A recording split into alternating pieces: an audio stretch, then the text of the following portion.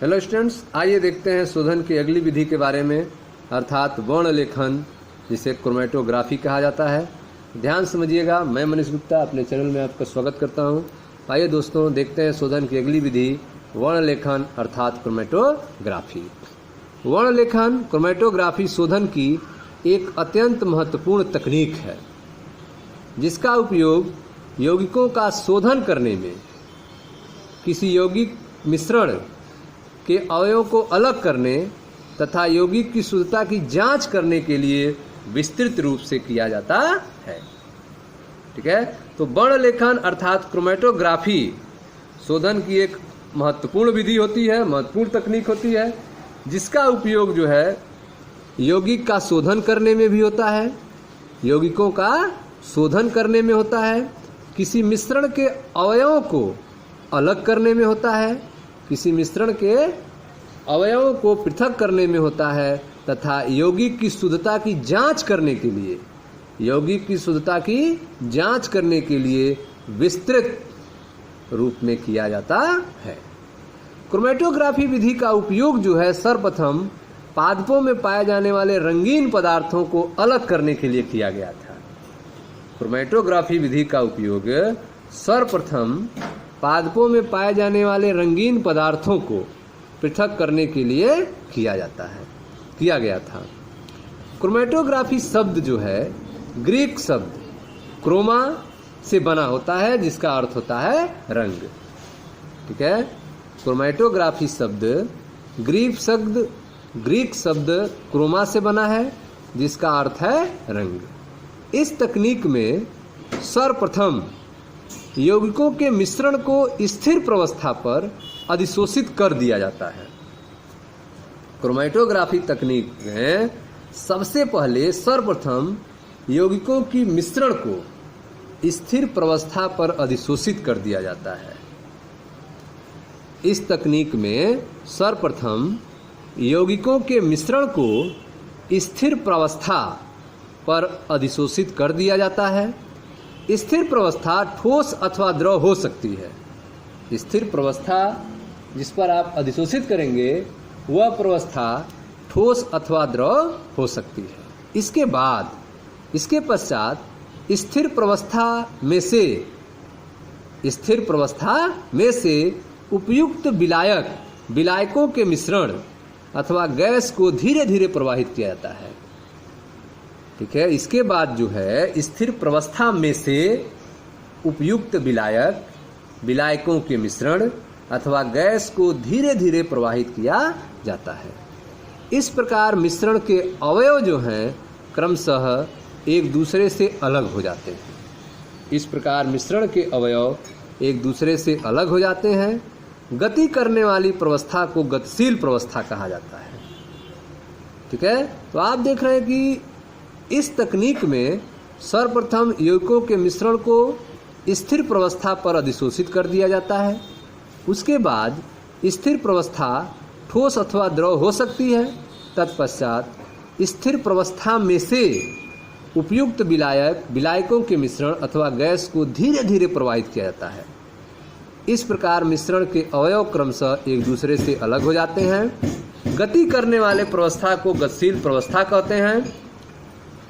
अंतर्ग्रस्त सिद्धांत के आधार पर वर्ण लेखन को विभिन्न वर्गों में वर्गीकृत किया गया है। अंतर्ग्रस्त सिद्धांत के आधार पर वर्ण लेखन को विभिन्न वर्गों में वर्गीकृत किया गया है। इनमें से दो हैं, पहला है अधिशोषण वर्ण लेखन और दूसरा है वितरण वर्ण लेखन। पहला है आपका एडजॉर्प्शन क्रोमेटोग्राफी और दूसरा है आपका वितरण वर्ण लेखन। तो पहला देखते हैं, अधिशोषण वर्ण लेखन क्या होता है। यह इस सिद्धांत पर आधारित है कि किसी विशिष्ट अधिशोषक पर विभिन्न यौगिक भिन्न भिन्न अंशों में अधिशोषित होते हैं। अधिशोषण वर्ण लेखन जो है वह इस सिद्धांत पर आधारित है कि किसी विशिष्ट अधिशोषक पर, किसी विशिष्ट एब्जॉर्बेंट पर विभिन्न यौगिक जो होते हैं वे भिन्न भिन्न अंशों में अधिशोषित होते हैं। जैसे साधारणतः एल्यूमिना तथा सिलिका जेल अधिशोषक के रूप में प्रयुक्त किए जाते हैं। एल्यूमिना तथा सिलिका जेल को अधिशोषक के रूप में प्रयोग किया जाता है। स्थिर प्रावस्था पर गतिशील प्रावस्था प्रवाहित करने के उपरांत मिश्रण के अवयव स्थिर प्रावस्था पर अलग अलग दूरी तय करते हैं। ठीक है, स्थिर प्रावस्था अर्थात अधिशोषक पर गतिशील प्रावस्था प्रवाहित करने के उपरांत मिश्रण के अवयव जो होते हैं, मिश्रण के कंपोनेंट्स जो होते हैं, वे स्थिर प्रावस्था पर अलग अलग दूरी तय करते हैं। निम्नलिखित दो प्रकार के वर्णलेखन तकनीक हैं जो विभेदी अधिशोषण सिद्धांत पर आधारित हैं। पहला है आपका कालम वर्णलेखन अर्थात स्तंभ वर्णलेखन, और दूसरा है पतली परत वर्णलेखन। ठीक है, तो पहला जो आपका कालम वर्णलेखन है उसको देखें ध्यान से। इस तकनीक में कांच की एक लंबी नली में अधिशोषक भरा जाता है। कालम वर्णलेखन में कांच की एक लंबी नली में स्थिर प्रावस्था अर्थात अधिशोषक को भरा जाता है। नली के निचले सिरे पर रोधनी लगी रहती है। आप देख सकते हैं यह फिगर, यह कांच की एक लंबी नली है। कालम क्रोमेटोग्राफी किसी मिश्रण के अवयवों के पृथक्करण की विभिन्न स्थितियों को दिखाया गया। इसमें आप देख रहे हैं कांच की रुई है, नीचे की तरफ आप देख रहे हैं रोधनी लगी हुई है, और स्थिर प्रावस्था अधिशोषक की दिखाई गई है। अधिशोषक स्थिर प्रावस्था में है। उसके बाद यौगिक के मिश्रण है क धन ख धन ग, और यह आपका विलायक है।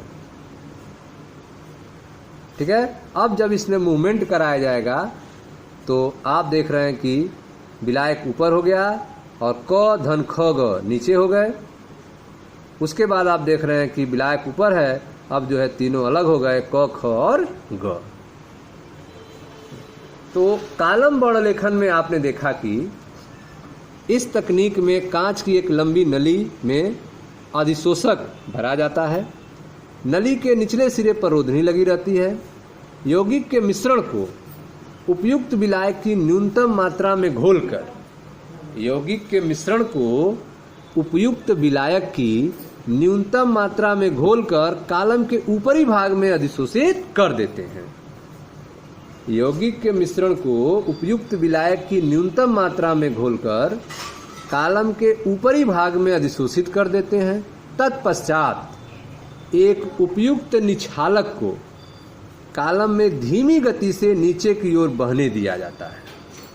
ठीक है, उसके बाद जो है एक उपयुक्त निछालक को जो द्रव या द्रव का मिश्रण होता है को कालम में धीमी गति से नीचे की ओर बहने दिया जाता है। विभिन्न यौगिक के अधिशोषण की मात्रा के आधार पर उनका आंशिक या पूर्ण पृथक्करण हो जाता है। जब जो है कालम में धीमी गति से नीचे की ओर बहने दिया जाता है उपयुक्त निछालक को, तब विभिन्न यौगिकों के अधिशोषण की मात्रा के आधार पर उनका आंशिक या पूर्ण पृथक्करण हो जाता है। अधिक अधिशोषित यौगिक कालम में ऊपर अधिक अधिशोषित यौगिक कालम के ऊपर अधिक सरलता से अधिशेष रह जाते हैं। अधिक अधिशोषित यौगिक जो हैं कालम के ऊपर अधिक सरलता से अधिशेष रह जाते हैं, जबकि अन्य यौगिक कालम में विभिन्न दूरियों तक नीचे आ जाते हैं। अधिक अधिशोषित यौगिक जो हैं कालम के ऊपर अधिक सरलता से अधिशेष रह जाते हैं, जबकि अन्य यौगिक जो हैं कालम में विभिन्न दूरियों तक नीचे आ जाते हैं। ठीक है, जैसे आप देख रहे हैं क ऊपर ही रह गया, ख ग नीचे आ गया, उसके बाद क ख ग तीनों अलग हो गए। ठीक है, उसके बाद आप टोटी खोलकर तीनों को अलग कर सकते हैं। आप पढ़ रहे हैं वर्णलेखन अर्थात क्रोमेटोग्राफी के बारे में। ठीक है, इसमें आपको बताया गया कि वर्णलेखन अर्थात क्रोमेटोग्राफी जो है शोधन की एक अत्यंत महत्वपूर्ण तकनीक है, जिसका उपयोग यौगिकों का शोधन करने में, किसी मिश्रण के अवयवों को अलग करने में तथा यौगिक की शुद्धता की जांच करने के लिए विस्तृत रूप से किया जाता है। क्रोमेटोग्राफी विधि का उपयोग सर्वप्रथम पादपों में पाए जाने वाले रंगीन पदार्थों को अलग करने के लिए किया गया था। क्रोमेटोग्राफी शब्द जो है ग्रीक शब्द क्रोमा से बना है, जिसका अर्थ रंग होता है। ठीक है, इस तकनीक में सर्वप्रथम यौगिकों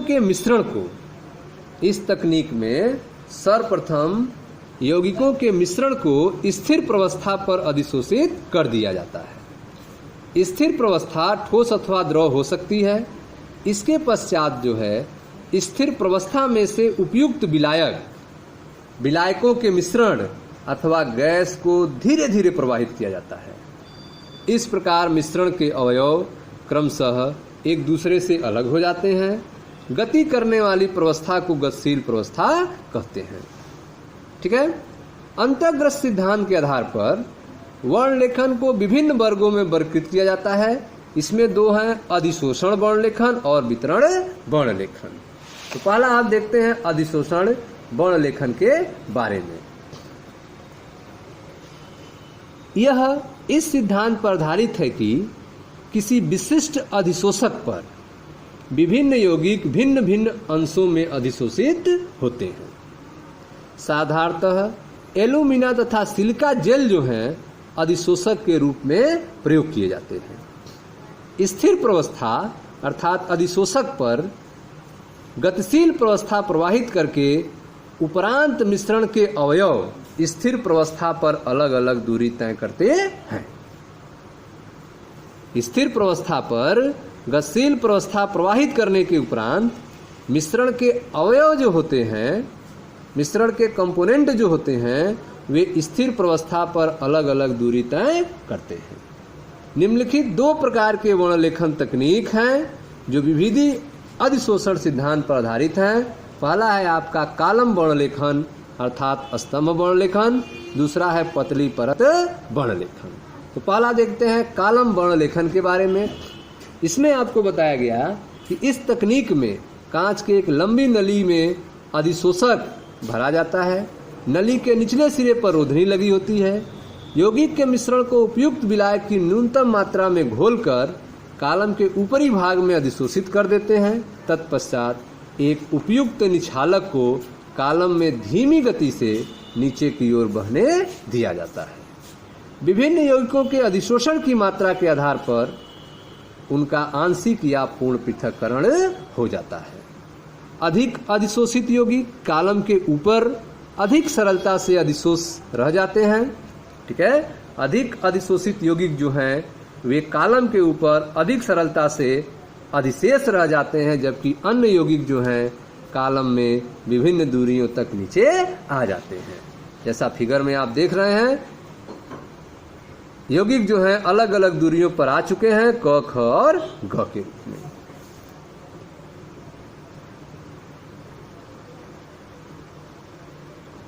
ठीक है, तो दूसरी जो विधि है वह पतली परत वर्णलेखन है। पतली परत वर्णलेखन, पतली परत वर्णलेखन अर्थात थिन लेयर क्रोमेटोग्राफी TLC एक अन्य प्रकार का अधिशोषण वर्णलेखन है। इसमें एक अधिशोषक की पतली परत पर मिश्रण के अवयवों को पृथक्करण होता है। ठीक है, पतली परत वर्णलेखन में अधिशोषक की पतली परत पर मिश्रण के अवयवों का पृथक्करण होता है। इस तकनीक में कांच की उपयुक्त अमाप की प्लेट पर अधिशोषक अर्थात सिलिका जेल या एल्यूमिना की पतली 0.2 मिलीमीटर परत फैला दी जाती है। इस पतली परत क्रोमेटोग्राफी प्लेट कहा जाता है। इसे पतली परत क्रोमेटोग्राफी प्लेट कहा जाता है।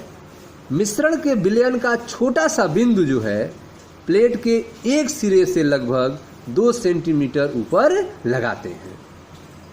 ठीक है, पतली परत वर्णलेखन जो है एक प्रकार का अधिशोषण वर्णलेखन है। इसमें एक अधिशोषक की पतली परत पर मिश्रण के अवयवों का पृथक्करण होता है। ठीक है, इसमें जो है अधिशोषक की पतली परत पर मिश्रण के अवयवों का पृथक्करण होता है। इस तकनीक में कांच की उपयुक्त साइज की प्लेट पर अधिशोषक अर्थात सिलिका जेल या एल्यूमिना की पतली परत फैला दी जाती है 0.2 मिलीमीटर की। इसे पतली परत क्रोमेटोग्राफी प्लेट कहते हैं। ठीक है। मिश्रण के विलयन का छोटा सा बिंदु, मिश्रण के विलयन का छोटा सा बिंदु प्लेट के एक सिरे से लगभग 2 सेंटीमीटर पर लगाते हैं। ठीक है। आप देख सकते हैं यह आपका प्रतिदर्श डाट लगाया गया है, यह आपका विलायक है, यह आप देख रहे हैं रेखा खींचा गया है और एक छोटा सा बिंदु जो है प्रतिदर्श डाट बिंदु यहाँ पे लगाया गया है और यह आपकी कांच की प्लेट है जिस पर अधिशोषक लगाए गए हैं अर्थात सिलिका जेल और एल्यूमिना को लगाया गया है और इसको जार में रखा गया है। ठीक है। तो इस तरह से आप देख रहे हैं कि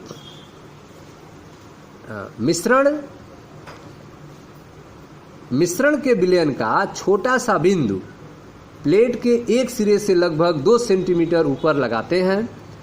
प्लेट को अब कुछ ऊंचाई तक विलायक में भरे एक बंद जार में खड़ा कर देते हैं। प्लेट को अब कुछ ऊंचाई तक भरे विलायक एक बंद जार में खड़ा कर देते हैं। प्लेट को इस जार में कुछ ऊंचाई तक विलायक भरा गया है जिसे चित्र को में आप देख सकते हैं। ठीक है। इसमें विलायक भरा हुआ है और इसमें जो है आपने प्लेट को खड़ा कर दिया। निछालक जैसे जैसे प्लेट पर आगे बढ़ता है, निछालक जैसे जैसे प्लेट पर आगे बढ़ता है वैसे वैसे मिश्रण के अवयव भी निछालक के साथ साथ प्लेट पर आगे बढ़ते हैं, परंतु अधिशोषण की तीव्रता के आधार पर ऊपर बढ़ने की उनकी गति धीमी, उनकी गति जो है अलग अलग होती है। निछालक जैसे जैसे प्लेट पर आगे बढ़ता है वैसे वैसे मिश्रण के अवयव भी निछालक के साथ साथ प्लेट पर आगे बढ़ते हैं, परंतु अधिशोषण की तीव्रता के आधार पर ऊपर बढ़ने की उनकी गति भिन्न भिन्न होती है। इस कारण वे अलग हो जाते हैं। ठीक है। विभिन्न यौगिकों के सापेक्ष अधिशोषण को मंदन गुणक अर्थात आरएफ मान द्वारा प्रदर्शित किया जाता है। विभिन्न यौगिकों के सापेक्ष अधिशोषण को मंदक गुणक अर्थात आरएफ द्वारा प्रदर्शित किया जाता है। आरएफ बराबर मंदन गुणक आरएफ बराबर आधार रेखा से यौगिक के बढ़ने की दूरी x बटा आधार रेखा से विलायक अग्रांत की दूरी y। आरएफ बराबर x बटा y।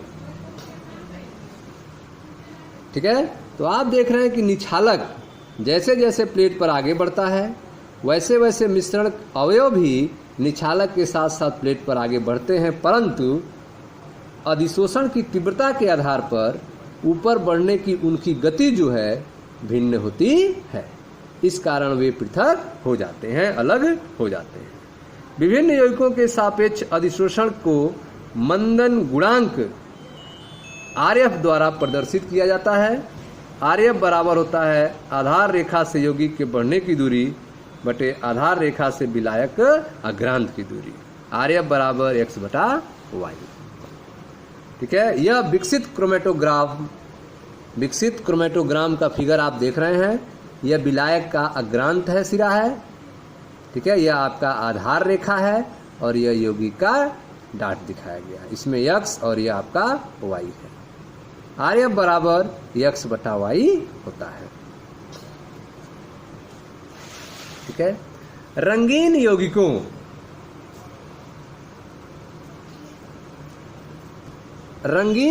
के बिंदुओं को प्लेट पर बिना किसी कठिनाई से देखा जा सकता है। रंगीन यौगिकों के बिंदुओं को जो है प्लेट पर आप बिना किसी कठिनाई से देख सकते हैं, परंतु जो रंगहीन है यो पराबैंगनी प्रकाश में प्रदीप्त होने वाले यौगिकों के बिंदुओं को प्लेट पर पराबैंगनी प्रकाश के नीचे रखकर देखा जा सकता है।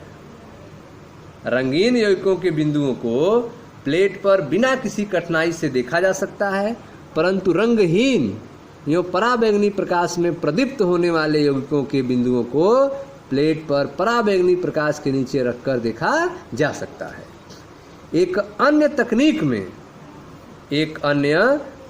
में जार में कुछ आयोडीन के क्रिस्टल रखकर भी रंगहीन बिंदुओं को देखा जा सकता है। जार में कुछ आयोडीन के क्रिस्टल रखकर भी रंगहीन बिंदुओं को देखा जा सकता है। जो यौगिक आयोडीन अवशोषित करते हैं उनके बिंदु भूरे दिखाई देने लगते हैं। ठीक है, जो यौगिक आयोडीन को अवशोषित करते हैं उनके बिंदु जो हैं भूरे दिखाई देने लगते हैं। कभी कभी उपयुक्त अभिकर्मक के विलयन को प्लेट पर छिड़क कर भी बिंदुओं को देखा जाता है। ठीक है, तो कभी कभी जो है उपयुक्त अभिकर्मक के विलयन को प्लेट पर छिड़क कर भी बिंदुओं को देखा जाता है, जैसे कि एमिनो अम्लों के बिंदुओं को प्लेट पर निनहाइड्रिन विलयन को छिड़ककर देखा जाता है। एमिनो अम्लों के बिंदुओं को प्लेट पर निनहाइड्रिन विलयन को छिड़ककर देखते हैं। ठीक है स्टूडेंट्स, तो यह था आपका पतली परत वर्णलेखन के बारे में। ठीक है, आइए आप देखते हैं दूसरा भाग अधिशोषण वर्णलेखन में। दो भाग आपने पढ़ा, कालम वर्णलेखन और पतली परत वर्णलेखन। अब दूसरा भाग देखते हैं वितरण वर्णलेखन क्या होता है। वितरण वर्णलेखन के बारे में। वितरण क्रोमेटोग्राफी स्थिर तथा गतिशील प्रावस्थाओं के मध्य मिश्रण के अवयवों के सतत विभेदी वितरण पर आधारित होती है।